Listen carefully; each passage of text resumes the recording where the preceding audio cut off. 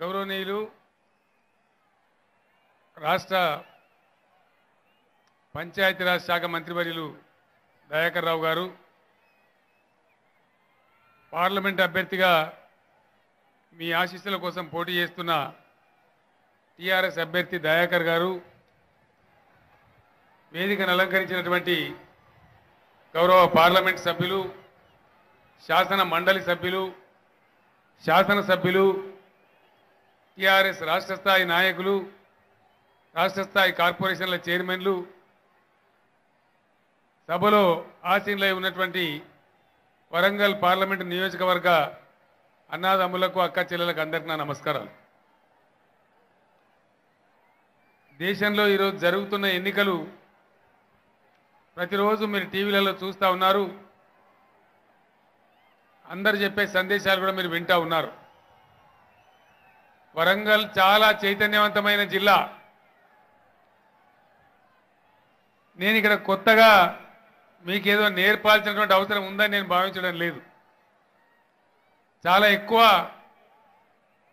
చైతన్యం కలిగి ఉండే జిల్లా కాబట్టి చైతన్యవంతమైన, స్ఫూర్తివంతమైనటువంటి తీర్పు మీరు ఇస్తారనే ఆశ నాకు సంపూర్ణంగా ఉంది. ఎందుకంటే ఈ వరంగల్ ఉద్యమాల గడ్డ. తెలంగాణ ఉద్యమంలో కూడా ఆనాడు అగ్రభాగాన నిలిచి ప్రొఫెసర్ జయశంకర్ గారి సారథ్యంలో అద్భుతంగా తెలంగాణ ఉద్యమాన్ని నిర్మాణం చేసి రాష్ట్ర సాధనలో ప్రధానమైన పాత్ర పోషించిన జిల్లా మన వరంగల్ జిల్లా. కాబట్టి ఇక్కడ టీఆర్ఎస్ను కానీ ఉద్యమాన్ని కానీ ఎప్పుడు కూడా మీరు అగ్రభాగాన్ని నిలబెట్టినారు. ఈ ఎన్నికల్లో కూడా దయచేసి మీరు నిలబెట్టాలని నేను కోరుతా ఉన్నా.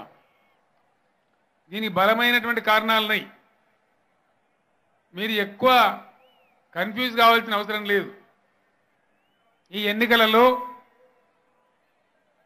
ఇక్కడ ఉండి నా ఉపన్యాసం వినేవాళ్ళు కానీ, టీవీలలో వినేవాళ్ళు కానీ దయచేసి ఒక విషయం ఆలోచన చేయాలి. 5 ఏళ్ల కింద మన తెలంగాణ ఎట్లా ఉండే, ఇవాళ తెలంగాణ ఎట్లా ఉన్నది. 5 ఏళ్లకు ముందు కూడా ప్రభుత్వాలు ఉన్నాయి, ముఖ్యమంత్రులు ఉన్నారు, మంత్రులు ఉన్నారు, అందరు ఉన్నారు. ఆనాడు ఒక మాట చాలా గర్వంగా మనం చెప్పుకునేది ఏంటంటే, కరెంటు కోసం ధర్నాలు, లాఠీ ఛార్జీలు, కాలిపోయే మోటార్లు, పేలిపోయే ట్రాన్స్ఫార్మర్లు చాలా చూసినాం. 5 ఏళ్లలో మొత్తం పరిస్థితి తారుమారై మనందరం కూడా గర్వపడే విషయం. ఇది నేను చెప్పేది కాదు. సెంట్రల్ ఎలక్ట్రిసిటీ అథారిటీ, భారత విద్యుత్ ప్రాధికార సంస్థ డిక్లేర్ చేసిన విషయం ఏంటంటే, విద్యుత్ తలసరి వినియోగంలో ఇవాళ భారతదేశంలో నంబర్ 1 స్టేట్ అంటే తెలంగాణ రాష్ట్రం అని చెప్తా ఉన్నారు. అదేవిధంగా కరెంటు వస్తుందో రాదో, ఏ రాత్రి వస్తుందో, బాయికాడికి పోతే తేలు కుట్టి పాములు కుట్టి బాధపడ్డ తెలంగాణ ఇండియాలోనే 29 రాష్ట్రాల్లో ఒకే ఒక్క రాష్ట్రంలో, మన రాష్ట్రంలో మాత్రమే 24 గంటలు వ్యవసాయానికి ఫ్రీగా కరెంట్ ఇచ్చే రాష్ట్రం ఒక్క తెలంగాణ రాష్ట్రం మాత్రమే. 5 ఏళ్లలో ఇంత మార్పు వచ్చింది. ఇది ఒకటే కాదు, సంక్షేమ రంగంలో దేశానికి మనం దిక్సూచిగా ఉన్నాం.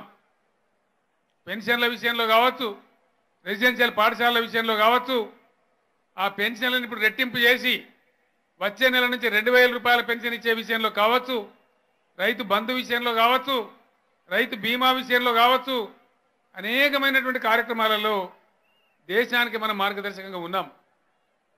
నిన్న మొన్న మీరు వింటా ఉన్నారు. మీ అందరికి తెలుసు, కొత్త జిల్లాలు చేసుకున్నాం, పరిపాలనా సంస్కరణలు చేసుకున్నాం. ఇంతకుముందే మీ మంత్రి గారు అన్నట్టుగా మీకు ఇక్కడ చాలా కార్యక్రమాలు చేసినాం.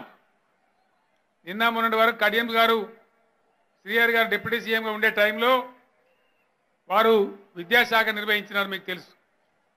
చాలా ప్రయత్నం చేసినారు. హెల్త్ యూనివర్సిటీ తెచ్చినాం, సైనిక్ స్కూల్ తెచ్చినాం, ఐటీ కార్యక్రమాలు తెచ్చినాం, వెటర్నరీ కాలేజీలు తెచ్చినాం, జాతీయ అంతర్జాతీయ విద్యా సంస్థలలో వచ్చే విధంగా ప్రయత్నాలు జరుగుతూ ఉన్నాయి. పర్కాల ఏరియాలో టెక్స్టైల్ పార్క్ నిర్మాణం జరుగుతూ ఉంది. దీనికోసమే ఇలా పర్కాల, తొర్రూరు, స్టేషన్ గన్పూర్ రెవెన్యూ డివిజన్లు కూడా ఏర్పాటు చేసుకున్నాం. అన్నిటిని మించి వరంగల్ జిల్లా కోసం మీరు ఎవ్వరికి ఎదురు చూడకుండా దాదాపు 75 నుంచి 100 టీఎంసీల నీళ్లు వరంగల్కే డెడికేటెడ్గా ఉండే విధంగా దేవాదుల నిర్మాణం కూడా కంప్లీట్ అవుతా ఉందని మనం చేస్తా ఉన్నా. రిజర్వాయర్ కూడా నిర్మాణం జరుగుతూ ఉంది. దానికోసం కూడా మనం ఇబ్బంది పడాల్సిన అవసరం లేదు.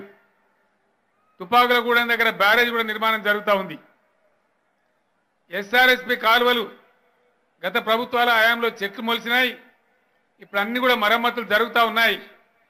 ఒకసారి కాళేశ్వరం దగ్గర బటన్ ఆన్ చేసినామంటే దాదాపు 10 నెలలు ఎస్ఆర్ఎస్పి కాలువలో నిండా నీళ్లు ఉంటాయని చెప్పి నేను మనవి చేస్తా ఉన్నాను.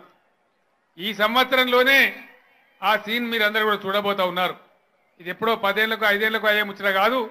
ఇదే సంవత్సరంలో వర్షాకాలం తర్వాత కాకతీయ కాలువ నీళ్లు లేకుండా ఉండదు. అది మీ కండ్లారా మీరు చూడబోతా ఉన్నారని చెప్పి నేను మనవి చేసుకుంటా ఉన్నా. కొన్ని సమస్యలు అంతటా ఉన్నాయి, ఈడ కూడా ఉన్నాయి. పట్టా భూముల సమస్యలు, విలీన గ్రామాల్లో కొన్ని సాదా బైనామాలు కానటువంటి సమస్య మా రమేష్, మా ధర్మారెడ్డి గారు ఎప్పుడు చెప్తానే ఉంటారు. నేను ఒక్కటే మాట మీకు మనవి చేస్తా ఉన్నా రైతాంగ సోదరులందరికీ కూడా. భూముల విషయంలో దేశంలో ఎవ్వరు చేయని సాహసం మనం చేసినాం. పాస్బుక్లను మార్చినాం.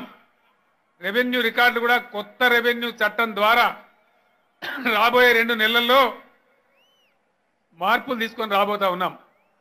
ప్రతి జిల్లాకు నేనే స్వయంగా వచ్చి చీఫ్ సెక్రటరీ నుంచి చిన్న అధికారి వరకు కూడా ప్రజా దర్బార్ ఏర్పాటు చేసి అది రైతుల పోడు భూముల సమస్య కావచ్చు, పట్టా భూములు కావచ్చు, సాదా బైనామాలు కావచ్చు, భూమి సంబంధించిన ఏ సమస్య అయినా కోర్టు వివాదం లేని అన్నింటినీ కూడా పరిష్కారం చేసి మీకు అధికార పత్రాలు పాస్బుక్లు ఇప్పించే బాధ్యత నాది.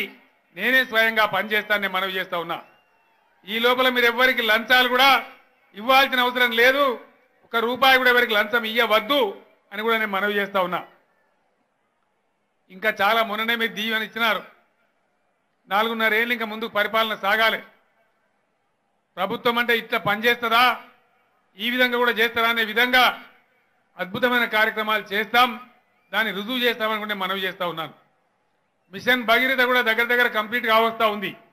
కొద్ది రోజులలో అది పూర్తి అయిపోతే ట్యాంకుల నిర్మాణం జరుగుతూ ఉంది.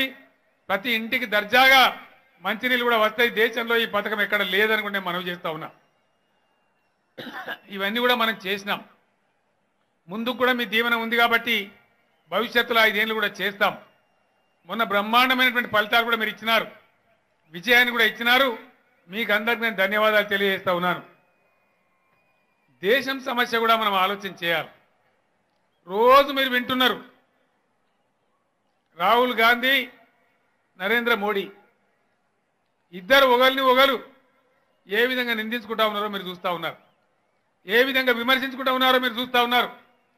వాళ్ళే ఇప్పుడు పెడబొబ్బాలు పెడుతున్నారు, గొంతులు పెంచి మాట్లాడుతున్నారు. ఇక దీనిలో ఒక కిటుకు ఉన్నది, మీరందరూ గమనించాలి దయచేసి. కొద్దిగా కూల్గా ఆలోచిస్తే మీకే అర్థమవుతుంది. దీనిలో ఉన్న కిటికేందండి, ఒకటే మాట. ఈ దేశానికి స్వతంత్రం వచ్చి 73 ఏళ్ళైంది. దేశాన్ని పరిపాలించిన వాళ్ళు ఎవరు? ఇదే కాంగ్రెస్ పార్టీ, ఇదే బీజేపీ పార్టీ. ఎన్డీఏ రూపంలో 11 సంవత్సరాలు బీజేపీ, 55 ఏళ్ళు కాంగ్రెస్, మధ్యలో ఒక 4-5 సంవత్సరాలు ఇతరులు పరిపాలన చేసినారు. వేరే ఇంకెవరో పరిపాలన చేసినట్టు మళ్ళీ వీళ్ళే జబ్బలు దరుచుకొని బస్తీమే సవాలని ఒకల మీద ఒకరు ఆరోపణలు చేసుకుంటా ఉన్నారు.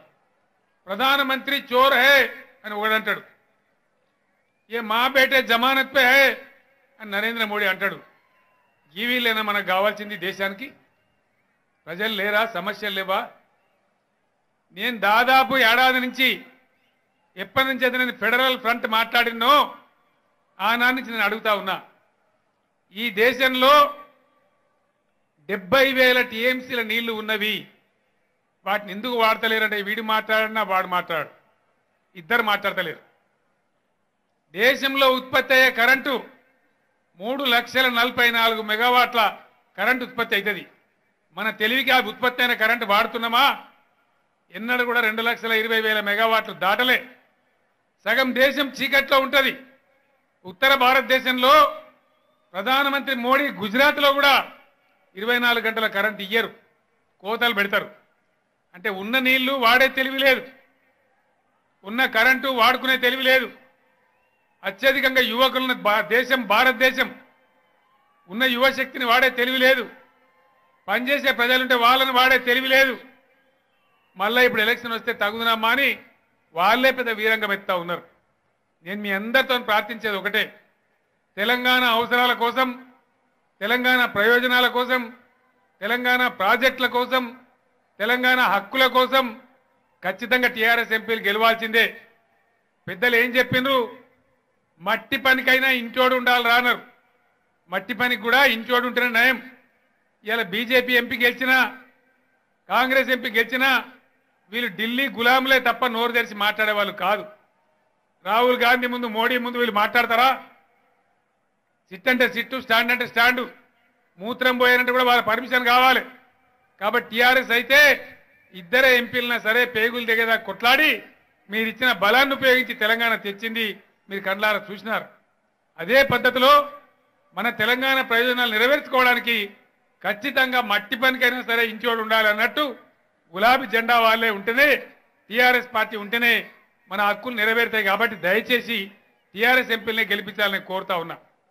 రెండవ విషయం, ఈ దేశం కూడా బాగుపడాలి, దేశంలో పేదరికం పోవాలి, దేశంలో ఉండే వనరులన్నీ దేశ ప్రజల సౌభాగ్యం కోసం వినియోగం కావాలి, దేశంలో నిరుద్యోగ సమస్య పోవాలి, రైతులకు గిట్టుబాటు ధరలు దొరకాలి, ఇన్ఫ్రాస్ట్రక్చర్ క్రియేట్ కావాలి, ఇంకా చాలా చాలా కార్యక్రమాలు జరగాలి. ఈ కాంగ్రెస్ బీజేపీ మేధావులు దయచేసి ఆలోచించాలి. వరంగల్లో రచయితలు ఉన్నారు, మేధావులు ఉన్నారు, కవులు ఉన్నారు, కళాకారులు ఉన్నారు, చాలా పెద్ద యూనివర్సిటీ ఉంది, చాలా మంది విద్యార్థులు ఉన్నటువంటి ప్రాంతం మన వరంగల్ జిల్లా. దయచేసి వరంగల్ మేధావులతోని మీ బిడ్డగా నేను చేతులెత్తి దండం పెట్టి అడుగుతా ఉన్నా. ప్రధానమంత్రి ఎవరైతే నాకు ఆసక్తి లేదు. దయాకర్ రావు గారు అజంజాయి మిల్లులో పెట్టిన వాళ్ళందరూ ప్రైమ్ మినిస్టర్లు అయినని చెప్పినారు. నాకు ప్రధానమంత్రి కావాలనే కోరిక లేదు. నేను మొదటి నుంచి కూడా చెప్తా ఉన్నా, ఒక ఎలక్షన్ వస్తే పార్టీలు కాదు గెలవవలసింది, వ్యక్తులు కాదు, ప్రజల అభీష్టం గెలవాలి, ప్రజల కోరిక గెలవాలి, ప్రజలు ఏ అభిమతం గెలవాలి, ప్రజలు ఏది కోరుతారో అది గెలవాలి. ఇలా ఖచ్చితంగా ఈ దేశంలో ప్రజల యొక్క ఎజెండా, పేదలున్నారండి, దళితులు ఉన్నారు, కశ్మీర్ నుంచి కన్యాకుమారి దాకా దళితులు దరిద్రంలో మగ్గుతున్నారు. మన దగ్గర ఎస్సీ వర్గీకరణ ఇష్యూ ఉంది. అసెంబ్లీలో 4 మాటలు తీర్మానం చేసి పంపించినాం. శ్రీఆర్ గారు స్వయంగా నాతో వచ్చి మేమంతా పోయి మోడీ గారిని బతిమాలు అడిగినాం. ఎందుకు ఇయ్యారండి నాకు అర్థం కాదు. మీ అయ్య జాగీరా, ఏం కారణం చేత ఇయ్యరు? మా రాష్ట్రంలో మేము చేసుకుంటామంటున్నాం. కేంద్రం దలుచుకుంటే ఒక రాష్ట్రానికి పరిమితం చేసి కూడా ఇయ్యచ్చు, మన 371 డీలాగా ఇయ్యచ్చు, కానీ ఇయ్యరు. కాంగ్రెస్ ఇయ్యలే, బీజేపీ కూడా ఇయ్యలే. రేపు వర్గీకరణ సమస్య పరిష్కారం కావాలన్నా ఫెడరల్ ఫ్రంట్ గవర్నమెంటే రావాలి, ప్రాంతీయ పార్టీల పెత్తనమే నడవాలి, అయితేనే మన వర్గీకరణ సమస్య కూడా పరిష్కారం అవుతుంది. కాబట్టి దయచేసి మీ అందరితో నేను కోరేది, చిన్న చిన్న సమస్యలు కూడా వాళ్ళ దగ్గర పెట్టుకొని కూర్చున్నారు. రాష్ట్రాల హక్కులు అధికారాలు అన్ని వాళ్ళే లాగేసుకున్నారు. గడ్డివాం మీద కుక్క కూర్చున్నట్టు వాళ్ళు మెయ్యరు, ఇంకొకరిని మెయ్యనియరు, పని చెయ్యరు, చేసే వాళ్ళని చేయనియరు, విదేశాంగ నీతి పట్టించుకోరు, పాకిస్తాన్ సమస్య పరిష్కరించరు, ఆర్థిక విధానం పెంచరు, వ్యవసాయ ధరలు రావు, కానీ రాష్ట్రాలు ఎంబడబడి చిల్లర రాజకీయాలు చేస్తారు. నరేంద్ర మోడీ గారు ఏం మాట్లాడతారండి? కేసీఆర్ జాతకం చూసుకుంటాడు, కేసీఆర్ ముక్కు చక్కగలేదు, ఇదేనా మాట్లాడేది? ఈ మూతి చక్కగలేదు, ముడి చక్కగా ఇవేనా అవే మాట్లాడేది? ప్రధానమంత్రి మాట్లాడేది? ఒక దేశ రాజకీయం నడిపించే వ్యక్తులు మాట్లాడచ్చునా? సర్పంచ్ స్థాయి కన్నా దిగజారి ఒక ప్రధానమంత్రి మాట్లాడతారు. ఈ దేశంలో పచ్చి అబద్ధాలు మాట్లాడతారు. ఒక్క మాట నేను వరంగల్ గడ్డ ద్వారా ఛాలెంజ్ చేస్తా ఉన్నా నరేంద్ర మోడీ గారికి. గతంలో బీజేపీ అధ్యక్షుడు అమిత్ షా మాట్లాడితే కూడా నువ్వు రా, నేను చెప్పేది తప్పైతే నేను రాజీనామా చేస్తా ముఖ్యమంత్రి పదవికి 5 నిమిషాలలో, లేకపోతే నువ్వు ముక్కు నేలకు రాయాలి క్షమాపణ చెప్పమని అడిగినాం. దాటి పారిపోయి వెళ్ళిపోయినాడు. ఈరోజు నరేంద్ర మోడీ గారు పచ్చి అబద్ధం మీరు చెప్తా ఉన్నారు. 35,000 కోట్లు ఇచ్చినా అని ప్రగల్భాలు పలుకుతా ఉన్నారు. మీరు ఇయ్యలే 35,000 కోట్లు, ముష్టి 35,000 కోట్లు. ఈ తెలంగాణ రాష్ట్రం నుంచి నా అన్నదమ్ములకు, నా అక్కజనులకు అందరికి తెలవాలి, మనను ఢిల్లీ జాత్తలేదు, మనమే ఢిల్లీని జాస్తున్నాం.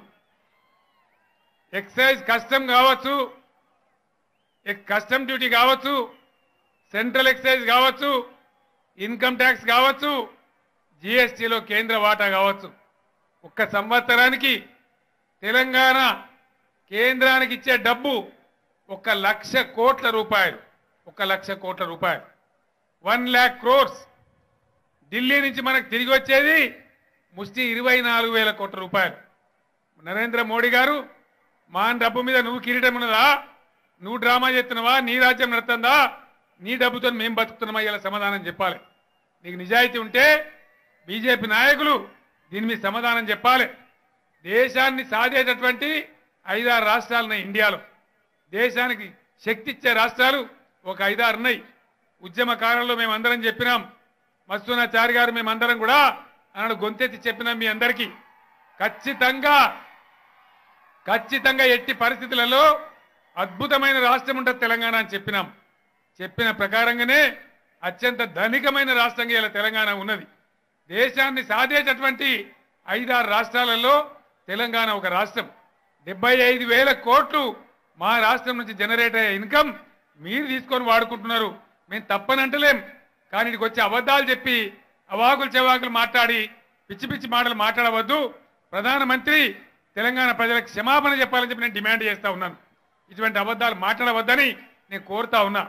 ఈ విధంగా గోల్మాల్ గోవిందం చేసే ఈ 2 పార్టీలు కూడా ఈ దేశానికి పనికి రావు.